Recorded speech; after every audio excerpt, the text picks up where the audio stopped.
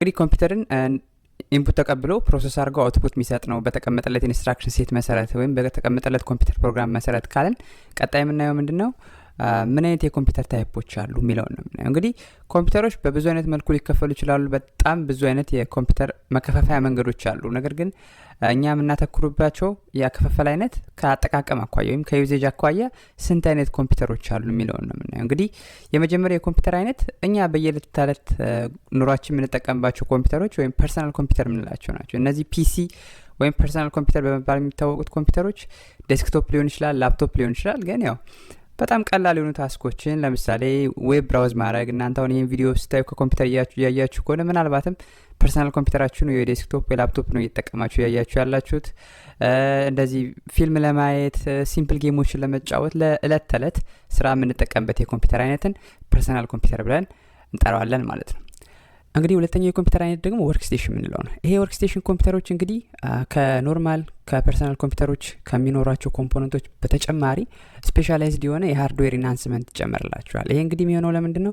ብዙ ጊዜ እነዚህ ወርክ ስቴሽኖች የምንጠቀመው በስራ አለም ላይ ነውና እነዚህ ፕሮፌሽናሎች እነዚህ ወርክ ስቴሽኖች ኮምፒውተሮችን ሲጠቀሙ አሁን ለምሳሌ ቪዲዮ ኤዲቲንግ ወይም ግራፊክስ የሚሰራ ሰው ከኖርማል ኮምፒውተር ኮምፖነንቶቹ በተጨማሪ ግራፊክስ ካርድ ያለው ኮምፒውተር ሊገዛ ይችላል ማለት ነው። ምክንያቱም እነዚህ ግራፊክስ ካርዶች የግራፊክስ እና የቪዲዮ ኤዲቲንግ ስራችንን በጣም ፈጣንና በጣም ቀላል እንዲሆን ያደርጉልናል።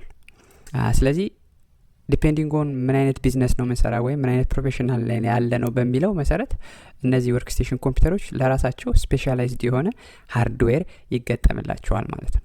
እንግዲህ ሶስተኛው የኮምፒውተር አይነት ደግሞ ሰርቨር የምንለው ነው። አሁን ላይ በዚህ ዘመን እንግዲህ ኦልሞስት ሁሉም ማለት ይቻላል ኮምፒውተሮቻችን ኔትወርክ ናቸው እና እንግዲህ እነዚህ ኔትወርክ ሊሆኑ ኮምፒውተሮች ኖርማል መጠቀሚያ አይደሉም። እኔ ያለኝ ኮምፒውተር ብቻ ፐርሰናል ኮምፒውተር ወይም ወርክ ስቴሽን አይደለም። ሰርቨር የምንላቸው የኮምፒውተር አይነቶች አሉ። እነዚህ የኮምፒውተር አይነቶች እንግዲህ ስራቸው ምንድን ነው?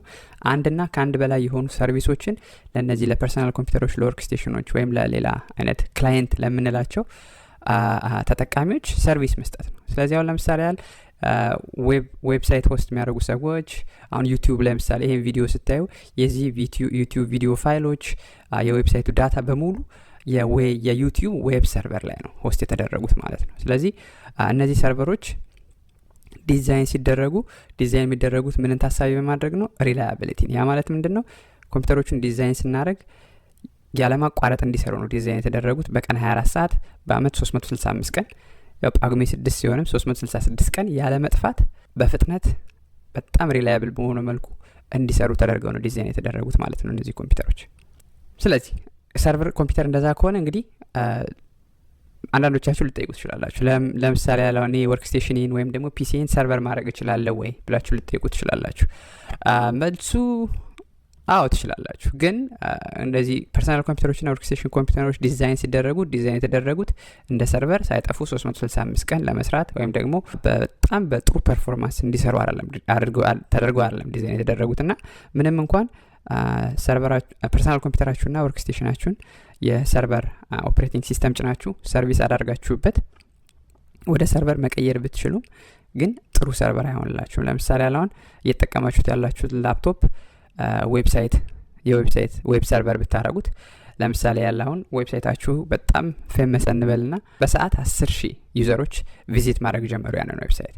እንግዲህ 10,000 ዌብሳይት አንድ ሰርቨር ያው እናንተ ላፕቶፕ ይሄ ቤዚክ ምንለው ላፕቶፕ ሳፖርት ሊያደርግ አይችልም። ያ ማለት ምንድነው? እንግዲህ 10,000 ሰው አክሰስ ሊያደርግ ዌብሳይታችሁን ዌብ ሰርቨሩ ምን ያደርጋል ማለት ነው? ክራሽ ያደርጋል ማለት ነው። ስለዚህ እንግዲህ አንዳንዳቾችን ፐርሰናል ኮምፒውተሮቻችን ሰርቨር እናርግ ብለን ለፕሮዳክሽን ላይ የምናወጣው ከሆነ በጣም መጠንቀቅ ያስፈልጋል ማለት ነው። ምክንያቱም አሊያ ሰርቪሳችን አናቬለብል ስለሚሆን ማለት ነው። እንግዲህ ኮምፒውተር ምንድነው የሚለውን አይተናል። የተለያዩ ኮምፒውተሮች አይነቶችን አይተናል። በመቀጠል የምናየው እንዲህ ኮምፒውተር ውስጥ እስኪ ምንድን ያለው ይሄ ማጂክ ቦክስ ወይም ብላክ ቦክስ ውስጥ ኢንሳይድ ኮምፒውተር ምንድን ያለው የሚለውን እንግዲህ ለተነጋገርነው ኮምፒውተሩ ኢንፑት ዳታ ወስዶ ፕሮሰስ አድርጎ ያንን ዳታ በተቀመጠለት ኢንስትራክሽን ሴት መሰረት አውትፑት ነው የሚሰጠን ብለናል። ግን እዚህ ኮምፒውተሩ ብላክ ቦክስ ውስጥ ምንድን ያለው ነው የሚለው ዋናው ጥያቄ ምንድን ነው? እንዲሁ እዛ ኮምፒውተር ውስጥ ያሉት ነገሮች ምንድን ናቸው የሚለው እንግዲህ እዛ ኮምፒውተር ውስጥ እናንተ መገመት እንደምትችሉት ያለው ባንች ኦፍ ሃርድዌር እና ሶፍትዌር ፕሮግራሞች ናቸው። ስለዚህ ሁለቱ ተቀናጅተው ነው እኛ የምንፈልገውን አውትፑት በተሰጠው ኢንፑት መሰረት ፕሮሰስ ተደርጎ የሚወጡት ማለት ነው። እንግዲህ ኮምፒውተር ውስጥ ሃርድዌርና ሶፍትዌር አለ ካለን እና ኮምፒውተሩ እንዴት ነው የሚግባባው? ምንድነው አሁን የሰው ልጅ ቋንቋ አለው፣ የተለያየ ቋንቋ አለ፣ የሆነ ቋንቋ ተጠቅሞ ይግባባል አይደለ? ስለዚህ ኮምፒውተሮች ደግሞ እንደዛው እርስ በርስ ለመነጋገር የሆነ ስታንዳርዳይዝድ የሆነ ቋንቋ ያስፈልጋቸዋልና የኮምፒውተር ቋንቋ ምንድነው የሚለውን ነው የምናየው። አሁን እንግዲህ ኮምፒውተሮች ኤሌክትሮኒክ ሰርኪቶች ናቸው። ያ ማለት ምንድነው? አንደርስታንድ ሊያደርጉት የሚችሉ ወይ በርቷል ወይ ጠፍቷል ነው። ኦን ወይም ኦፍ የሚለውን ስቴት ብቻ ነው አንደርስታንድ ማድረግ የሚችሉ። ስለዚህ እንግዲህ እነዚህ ኮምፒውተሮች ዲዛይን ሲደረጉ ዲዛይን የተደረጉት እችን ኦን ወይም ኦፍ አንደርስታንድ እንዲያደርጉ ነው። እና እንግዲህ ይሄንን ኦን እና ኦፍ ደግሞ ወደ ሆነ ነምበር ሲስተም ስንቀይረው ኦንን በምን ሪፕሬዘንት እናደርገዋለን? ኦን ሆነ ማለት የሆነ ኮምፖነንት ኦን ነው ማለት የሆነ ሃይ ቮልቴጅ አለው። ያንን ሃይ ቮልቴጅ በስንት ሪፕሬዘንት እናደርገዋለን? በአንድ። ኦፍን ደግሞ በስንት ሪፕሬዘንት እናደርገዋለን? በዜሮ። ወይም ሎ ቮልቴጅ ሲሆን ደግሞ ስንት ብለን ሪፕሬዘንት እናደርገዋለን? ዜሮ ብለን ሪፕሬዘንት እናደርገዋለን። ስለዚህ ኢን ሾርት ኮምፒውተሮች አንደርስታንድ የሚያደርግ የሚችሉት በርቷል ወይ ጠፍቷል የሚለውን which means አንድ ወይም ዜሮ የሚለውን አንድ በርቷል፣ ዜሮ ጠፍቷል የሚለውን ብቻ ነው አንደርስታንድ የሚያደርጉት ማለት ነው። ስለዚህ እነዚህ ዜሮ እና አንድ ምን ብለን እንጠራቸዋለን? ባይናሪ ዲጂት ወይም ቢት ብለን እንጠራቸዋለን። እንግዲህ እነዚህ ቢቶች they are the smallest unit in a ኮምፒውተር በጣም በትንሽ ቅንጣት ሊይዘው የሚችለው ዳታ is a zero ወይ ዋን ነው። ከዛ በታች ያነሰ ዳታ ሊይዝልን አይችልም ማለት ነው። ስለዚህ ይሄ ቢት ወይም ባይናሪ ዲጂት የምንለው is the smallest unit in a computer system። እንግዲህ 0 እና 1 ነው ኮምፒውተር አንደርስታንድ የሚያደርገው ካለን አንድ ቢት ካለን ያ ማለት 0 እና 1 ካለን ስንት ቫልዩ ሪፕሬዘንት ማድረግ እንችላለን? ሁለት ቫልዩ አይደለ? ስለዚህ አንድ ቢት ካለን which means 0ን እንደ 0 ሪፕሬዘንት ማድረግ እንችላለን፣ አንድን እንደ አንድ ሪፕሬዘንት ማድረግ እንችላለን ማለት። ስለዚህ በአንድ ቢት ሁለት ቫልዩ ሪፕሬዘንት ማድረግ እንችላለን። እንደገና በሁለት ቢት ደግሞ ስንት ቫልዩ ሪፕሬዘንት ማድረግ እንችላለን? አራት ቫልዩ። ያ ማለት ምንድነው? ሁለት ቢቶች ቢኖሩን ወይ 00 ማናረጋቸዋለን፣ ሁለቱን 00። ይሄን ወደኛ ወደ ቤስቴን ወደ ምንለው አቆጣጠር ስንመጣ 0 ቁጥር ማለት ነው። ይሄ 01 ሲሆን በባይናሪ በእኛ አቆጣጠር በቤስቴን አቆጣጠር አንድ ቁጥር ይሆናል። 10 ሁለት ቁጥር ነው። አንድ ደግሞ 3 ቁጥር። ስለዚህ ከ0 እስከ 3 ያሉትን ቁጥሮች ወይም ደግሞ አራት ቫልዩዎችን በሁለት ቢት ሪፕሬዘንት ማድረግ እንችላለን ማለት ነው። እና እንደዚህ እያልን እየቀጠለን ብንሄድ በኤን ቢትስ ያ ማለት ኤንን የነምበር ኦፍ ቢትስ አድርገን ብናስበው በኤን ቢትስ we can represent to the power of n values። ስለዚህ እዚህ ጋር 2 ቢት ካለን to the power of 2 4 values፣ አንድ ቢት ካለን to the power of 1 2 values ሪፕሬዘንት እናደርጋለን ማለት ነው። ስለዚህ እንግዲህ ኮምፒውተሮቻችን 0 እና 1 ነው አንደርስታንድ የሚያደርጉት ካለን እኛ ደግሞ ሂዩማን 0 እና 1 አንደርስታንድ ማድረግ አንችልም። እኛ አንደርስታንድ ማድረግ የምንችለው ምንድነው? ወይ ምስልን ነው፣ ወይ የምናየውን ነገር ነው፣ ወይ የምንሰማውን ነገር ነው አይደለ? ስለዚህ እሱን ከሆነ አንደርስታንድ የምናደርገው ኮምፒውተራችን ውስጥ ያሉ ሶፍትዌሮች እና ኢንፑት አውትፑት ዲቫይሶች እነዛ የኮምፒውተሩን 0 እና 1 ወደ ምን መቀየር አለባቸው ማለት ነው። እኛ አንደርስታንድ ማድረግ ወደምንችለው ኢዘር ቴክስት ሊሆን ይችላል ወይ ምናየው ወይ ምንሰማው ነገር ሪፕሬዘንት አድርገው መቀየር አለባቸው ማለት ነው። ስለዚህ እስኪ አንድ ኤግዛምፕል እዚህ ባጭሩ እንግዲህ ወደፊት ኮምፒውተር ምስል እንዴት ይሰራል፣ እንዴት ነው ካራክተሮች እንዴት ነው ኢሞጂ ስንጽፍ ቴክስት ስንጽፍ እንዴት ነው ወደ 0 እና 1 የሚቀየረው የሚለውን ወደፊት በቪዲዮዎች ሰፋ አድርገን የምንመለከተው ይሆናል። ግን ዛሬ እንዲያው ትንሽ ኤክስፕሌን ለማድረግ አሳን ኤግዛምፕል እስኪ አስኪ የሚለውን ሪፕሬዘንቴሽን እንመልከት። እንግዲህ አስኪ ምንድነው? የአሜሪካን ስታንዳርድ ኮድ ፎር ኢንፎርሜሽን ኢንተርቼንጅ የምንለው ነው። ይሄ ሲስተም እንግዲህ ዲዛይን የተደረገው ምንድነው? ካራክተሮችን ወደ ባይናሪ መቀየሪያ ሲስተም ነው። ያ ማለት ምንድነው? እንግዲህ ኮምፒውተር 0 እና 1 ከሆነ ሪፕሬዘንት የሚያደርገው ምን ማድረግ አለብን? እኛ የሆነ ሲስተም ያስፈልገናል። እኛ ታይፕ የምናደርገውን እንግዲህ አበበ ብዬ መጻፍ ብፈልግ እነዛ አበበ የሚሉትን ፊደሎች ወደ ባይናሪ የሚቀይርልኝ የሆነ ስታንዳርድ ያስፈልገኛልና ስሩ ዘ ኤጅ መጀመሪያ ኮምፒውተሮች ማኑፋክቸር ከተደረጉ በኋላ ወደዚህ ይሄ አስኪ ወደምንለው ስታንዳርድ መጣን። ይሄ ስታንዳርድ እንግዲህ ምንድነው የሚያደርገው? በ7 ቢት ያ ማለት to the power of 7 ያህል ቫልዩን ሪፕሬዘንት ማድረግ በሚችል to the power of 7 እንግዲህ ብናሰለው ወደ 128 ቫልዩዎችን ሪፕሬዘንት የሚያደርግልን ቴብል ነው ማለት ነው። እንግዲህ ይሄ አስኪ ቴብል እንደምትመለከቱት እዚህ ጋር ከ0 እስከ 31 ያሉት ዋጋዎች አብዛኞቹ ክፍት ናቸው። እንደምታያቸው ግን ክፍት አይደሉም። የሆኑ ስፔሻላይዝድ የሆኑ የኪቦርድ ፋንክሽናሊቲዎች ናቸው። ነገር ግን እዚህ ጋር እኛ ፎከስ የምናደርገው ምንድነው? ካራክተሮችን እንይና ከነምበር 32 እስከ ነምበር 127 ያሉትን ብትመለከቷቸው የተለያዩ ካራክተሮችን ይዘዋል። ኢንክሉዲንግ ቁጥር ከ0 እስከ 9 ከኤ እስከ ዜድ በካፒታል ሌተር የተለያዩ ይበልጣል፣ ያንሳል፣ እኩል ይሆናል የብራኬት ምልክቶችን እና ስሞል ሌተር ከኤ እስከዚህ ያሉትን ሪፕሬዘንት አድርገውልናል ማለት ነው። ስለዚህ አሁን ለምሳሌ እንመልከት ብንልና በኪቦርዳችን እኛ ሌተር ኤ ካፒታል ሌተር ኤን እንጻፍ ብንል ወደ ዴሲማል ስንመልሰው ካፒታል ሌተር ኤ በአስኪ ስታንዳርድ 65 ቁጥር ነው። 65 ቁጥርን ደግሞ ወደ ባይናሪ ብናመጣው ስንት ይሆናል ማለት ነው? 01000001 ይሆናል ማለት ነው። እና እንግዲህ እኛ ቴክስት በጻፍን ቁጥር ኮምፒውተራችን የአስኪ ሲስተምን የሚጠቀም ከሆነ እንግዲህ ዘ ኦልደስት አስኪ ሲስተም ነው 7 ቢት የሚጠቀም። ከዛ በኋላ የወጡ የተለያዩ ካራክተር ኢንኮዲንግ ታይፖች አሉ። እነሱን እንግዲህ ስለነሱ ማየት የምትፈልጉ ከሆነ ኮመንት ላይ አስቀምጥና ወደፊት ቪዲዮዎችን መስራት እንችላለን። ግን ይሄ እንደ ኤግዛምፕል ቀለል ያለውን የአስኪ ቴብል ሪፕሬዘንቴሽን ይዤላችሁ የቀረብኩትና እንግዲህ ሪሜምበር እናንተ ኪቦርድ ጋር ቁጭ ብላችሁ ታይፕ ባረጋችሁ ቁጥር ኪቦርዱና የኪቦርዱ ሶፍትዌር ኮምፒውተሩ ላይ የተጫነው የኪቦርዱ ሶፍትዌር እየተግባቡ እርስ በርስ እየተናበቡ ኤን ፕረስ ባረግን ቁጥር ኤን ወደ ባይናሪ ቀይረልናል። ያ ማለት 65 ቁጥር ነው። 65 ወደ ባይናሪ ቀይረዋል which means 010001። አሁን አበበ መጻፍ ብፈልግ መጀመሪያ እዚህ ጋር ይመጣል 65 ቁጥርን ወደ ባይናሪ ቀይረልኛል። ከዛ ስሞል ሌተር ቢ 98 ቁጥር ነው። 98 ቁጥርን እንደገና ወደ ባይናሪ ቀይራል። ከዛ ኢ ሌተር ኢ 101 ቁጥር ነው። እሱን ወደ ባይናሪ ቀይራል። ሌተር ቢ 98 ቁጥር ነው። እንደገና እሱን ወደ ባይናሪ ከዛ ሌተር ኢ 101 ቁጥር እሱን ደግሞ ወደ ባይናሪ ቀይረልናል ማለት ነው። ስለዚህ ጀስት ሪሜምበር እናንተ እንደዚህ ሪፕሬዘንት አድርጋችሁ ክሊክ የምታደርጉት ነገር ኮምፒውተሩ ጋር ሲሄድ 0 እና 1 ሆኖ ነው የሚሄደው እና እሱን ወደ 0 እና 1 የሚቀይርልን ምንድነው ማለት ነው? ኢንፑት አውትፑት ዲቫይሳችንና ኮምፒውተሩ ላይ የተጫነው ሶፍትዌር ነው ማለት ነው። ስለዚህ ኮምፒውተር ቢት ነው ወይም ባይናሪ ዲጂት ነው የሚጠቀም ካልን 0 እና 1 ነው የሚጠቀም ካልን እንግዲህ 1 ቢት 2 ቢት 3 ቢት እያልን የቆጠርን ሄድና ልክ 1000 ቢት ስንገባ 1000 ቢት 2000 ቢት 3000 ቢት እያልን እንቆጥር ነው። ግን አሁን ቲዲኤስ ነው 1000 ቢት 2000 ቢት እያሉ መቁጠርና ለምሳሌ አሁን ኢቭን ሪል ወርልድ ላይ ባይ ኤግዛምፕል ብንወስድ ሜትርን 1 ሜትር 2 ሜትር እያልን ቆጥርና ልክ 1000 ጋር ስንገባ 1000 ሜትር ከምንልቅ 1 ኪሎ ሜትር እንላለን። እንደዛ ሁሉ ለኮምፒውተሮች ካውንቲንግ ዩኒቶች አሏቸው። ለባይነሪ ለቢቶቹ ካውንቲንግ ዩኒት አለና በዛ ካውንቲንግ ዩኒት መሰረት 8 ቢትን 1 ባይት ብለን እንጥራለን። ስለዚህ አሁን ለምሳሌ የሆነ ስቶሬጅ ዲቫይስ ስቶሬጁ 1 ባይት ነው ከተባለን 8 ቢት ነው ማለት ነው። እንግዲህ 1 ባይት 8 ቢት ከሆነ 1 ኪሎ ባይት የምንለውን ደግሞ ስንት እንለዋለን? 1024 ቢት 1024 ቢትን ምን ኪሎ ባይት እንለዋለን? 1 ኪሎ ባይት ወይም ደግሞ 1 ኬቢ ብለን እንጠራዋለን። በተመሳሳይ 1024 ኪሎ ባይትን 1 ሜጋ ባይት ወይም ደግሞ 1 ሚሊየን ባይት ብለን እንጠራዋለን ማለት ነው። 1024 ኪሎ ባይትን 1 ሜጋ ባይት ብለን እንጠራዋለን።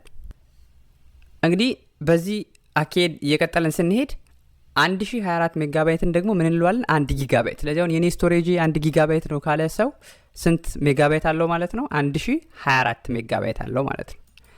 እንግዲህ 1024 ጊጋባይትን ደግሞ ምን ብለን እንጠራዋለን? 1 ቴራባይት ወይም ደግሞ 1 ቲቢ ብለን እንጠራዋለን። እንግዲህ እዚህ ጋር ኖቲስ ማድረግ እንደምትችሉት ከ1000 ይልቅ 1024 የምንጠቀመው ኮምፒውተር ዘነምበር ቱ ሲስተምን ነው የሚጠቀመው ፕሪፈር የሚያደርገውና 1000 ከምናደርግ እንግዲህ በ10 ቤት ስንቆጥር 10 100 ሺህ እያልን እንደምንሄደው በ2 ቢት ደግሞ ስንቆጥር ስንት እያልን የምንሄደው 2 4 8 16 32 64 128 256 5 12 10 24 እያልን ነው የምንሄደውና ለዛ ነው ኢንስቴድ ኦፍ 1000 10 24 የምንጠቀመው ኮምፒውተር ቤስቱን አንደርስታንድ ስለሚያደርግ ወይም ደግሞ ባይናሪ ዲጂትን አንደርስታንድ ስለሚያደርግ ነው እንግዲህ 1024 እያልን የምንቆጥረው ማለት ነው። ያው እናንተ አንደርስታንድ ለማድረግ እንዲመቻችሁ ቀለል አድርጋችሁ 1000 ቢት 1 ኪሎ ባይት ነው ማለትም ትችላላችሁ። ግን really if we put it down to the math 1024 ቢት 1 ኪሎ ባይት ነው። 1024 ኪሎ ባይት 1 ሜጋባይት ነው። 1024 ሜጋባይት 1 ጊጋባይት እንለዋለን ወይም 1 ጂቢ። 1024 ጂቢ ደግሞ 1 ቴራባይት ነው ማለት ነው። እንግዲህ ቪዲዮአችንን ስንጀምር ኮምፒውተርን ኢንፑት ዳታ ተቀብሎ በተቀመጠለት ኢንስትራክሽን ሴት መሰረት ፕሮሰስ ወይም ማኒፑሌት ካረገ በኋላ አውትፑት የሚሰጠን ዲቫይስ ነው ብለናልና ይሄ ዲቫይስ ደግሞ በውስጡ የተለያዩ ሃርድዌርና ሶፍትዌር ኮምፖነንቶችን እንደሚይዝ ጠቅሰናል። ስለዚህ የዛሬውን ጨምሮ በተከታታይ በሚወጡ ቪዲዮዎች የኮምፒውተርን የሶፍትዌርና ሃርድዌር ኮምፖነንቶችን የምንመለከት ይሆናል። ቅድሚያውን ለሃርድዌር ኮምፖነንቶች ነው የምንሰጠው። ስለዚህ አንድ ኮምፒውተር የሚከተሉት ሃርድዌር ኮምፖነንቶች ይኖሩታል ማለት ነው። እንግዲህ የኮምፒውተር የመጀመሪያው ሃርድዌር ኮምፖነንት ማዘር ቦርድ ወይም ሲስተም ቦርድ የምንለው ነው። ይሄ ቦርድ እንግዲህ የተለያዩ አዲሽናል ሃርድዌር ኮምፖነንቶችን አቅፎ የሚይዝልንና የሚያገናኝልን የሃርድዌር ኮምፖነንት አይነት ነው። ከዛም መቀጠል ኮምፒውተሮች ሲፒዩ ይኖሯቸዋል። ይሄ ሲፒዩ ሴንትራል ፕሮሰሲንግ ዩኒት ብለን የምንጠራው ሲሆን the main part of the ኮምፒውተር ነው። ይሄ ነው እንግዲህ የኮምፒውተሩን ስራ በአጠቃላይ የካልኩሌሽኑን በሙሉ የሚሰራልን ሴንትራል ፕሮሰሲንግ ዩኒታችን ነው ማለት ነው። ሌላኛው የሃርድዌር ኮምፖነንት ደግሞ ስቶሬጅ ዲቫይሶች ናቸው። እንግዲህ እነዚህ ስቶሬጅ ዲቫይሶች በሁለት ይከፈላሉ። የመጀመሪያው ስቶሬጅ ዲቫይስ ታይፖች ፕራይመሪ ስቶሬጅ ዲቫይሶች የምንላቸው ናቸው። እነዚህ ሲፒዩ ውስጥ የሚገኙትን ሬጂስተርና ካሽን ጨምሮ ከሲፒዩ ጋር ዳይሬክትሊ ኮኔክት የሚደረገውን ራንደም አክሰስ ሜሞሪን የሚይዝልን የስቶሬጅ ዲቫይስ ታይፕ ናቸው ማለት ነው፣ ፕራይመሪ የምንላቸው። ሰከንዳሪ ስቶሬጅ ዲቫይሶቻችን ደግሞ ከሲፒዩ ጋር ዳይሬክትሊ ኮኔክት የማይደረጉ ከፕራይመሪ ስቶሬጆች ጋር ሲወዳደሩ ደግሞ በፍጥነታቸው አነስ የሚሉ የስቶሬጅ ዲቫይሶች ናቸው። ከነዚህ ውስጥ ሃርድ ዲስክ ድራይቭ እና ሶሊድ ስቴት ድራይቭ የሚጠቀሱ ናቸው ማለት ነው። እንግዲህ ከሶስቱ ሃርድዌር ኮምፖነንቶች በተጨማሪ ኮምፒውተሮቻችን ፓወር ሰፕላይ ዩኒት ይኖራቸዋል። እነዚህ ፓወር ሰፕላይ ዩኒቶች እንግዲህ ለኮምፒውተራችን ፓወር ፊድ የሚያደርጉ ሃርድዌር ኮምፖነንቶች ናቸው ማለት ነው። ሌላኛው የሃርድዌር ኮምፖነንት ክፍል ደግሞ ኩሊንግ ሲስተም እና ኬዝ ነው። እንግዲህ ኮምፒውተራችን ይግላል፣ በተጠቀምነው ቁጥር እየጋለ ይመጣል እና ያንን ግለት ዲሲፔት የሚያደርግልን የኩሊንግ ሜካኒዝም ያስፈልገናል ማለት ነው። እንግዲህ ኮምፒውተሮቻችን የተለያዩ ኩሊንግ ሜካኒዝሞች አሉ። ከነሱ አንዱን በመጠቀም ኮምፒውተራችን ቀዝቀዝ እንዲል ያደርግልናል ማለት ነው። እንግዲህ ኮምፒውተሮች ደግሞ አብዛኞቹ ኮምፒውተሮች ኬዝ ያስፈልጋቸዋል፣ ምክንያቱም ከቦታ ቦታ ልናንቀሳቀሳቸው ነውና ኬዝ ያስፈልጋቸዋል ማለት ነው። እሱንም እንደ ሃርድዌር ኮምፖነንት እንጠቅሰዋለን።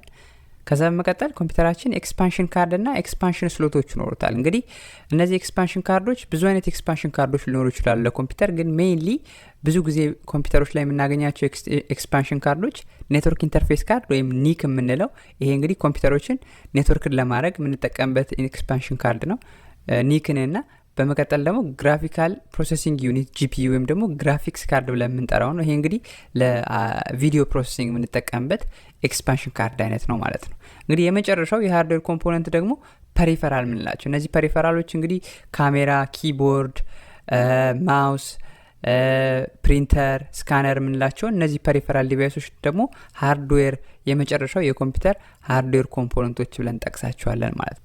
እንግዲህ በዛሬው ቪዲዮአችን ማዘር ቦርድ ወይም ሲስተም ቦርድን በስፋት እንመለከታለን። ቀጣይ በሚወጡ ክፍሎች ደግሞ ሌሎችን ሃርድዌር ኮምፖነንቶችንና ቀሪ ሶፍትዌር ኮምፖነንቶችን ይዤላችሁ የምቀርብ ይሆናል ማለት ነው። ስለዚህ አሁን ወደ ማዘር ቦርድ እንለፍ ማለት ነው። እንግዲህ ማዘር ቦርድ ምንድን ነው የሚለውን ስናይ ማዘር ቦርድ ምንድን ነው የሚያደርግልን? እያንዳንዱን የኮምፒውተር ኮምፖነንቶች አቅፎ ይዝልንና እነዛ ኮምፒውተሮች እርስ በራሳቸው ኤሌክትሮኒካሊ እንዲግባቡ ወይም እንዲነጋገሩ ነው የሚያደርግልን ማለት ነው። ለዛም ነው ማዘር ቦርድ የተባለው። ሁሉንም ሃርድዌር ኢኩፕመንቶች እንደ እናት አቅፎ ስለሚይዝልን ለዛ ነው ማዘር ቦርድ የምንለው ማለት ነው።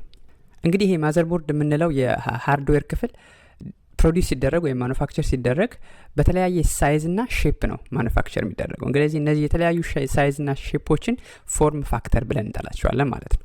ግን ይሄ ፎርም ፋክተር ለዴስክቶፕ ይለያል፣ ለላፕቶፕ ይለያል። ብዙ ጊዜ ዴስክቶፖች የዴስክቶፕ ማዘር ቦርዶች ስታንዳርዳይዝ ናቸው። ዊች ሚንስ ኤችፒ የሚያመርተው ማዘር ቦርድ ይሁን ኤሱስ የሚያመርተው ማዘር ቦርድ ስታንዳርድ አላቸው፣ የወጣ ስታንዳርድ አላቸው። ከዛ ስታንዳርድ ውጭ ተወጥቶ ፕሮዲስ የሚደረግ ወይም ማኑፋክቸር የሚደረግ የማዘር ቦርድ አይነት የለም። የወጣ ዓለም አቀፍ የሆነ ስታንዳርድ አለ። በዛ ስታንዳርድ መሰረት ፎርም ፋክተራቸው ተለይቶ ፕሮዲስ ይደረጋሉ ማለት ነው። ነገር ግን ወደ ላፕቶፖች ስንመጣ ላፕቶፖች በተፈጥሯቸው እንደተነጋገር ነው በጣም በትንሽ ስፔስ በጣም ታጭቀው ሃይሊ ኢንተግሬትድ ነው ስለሆነ የሚሰሩት እንደየ ማኑፋክቸረሩ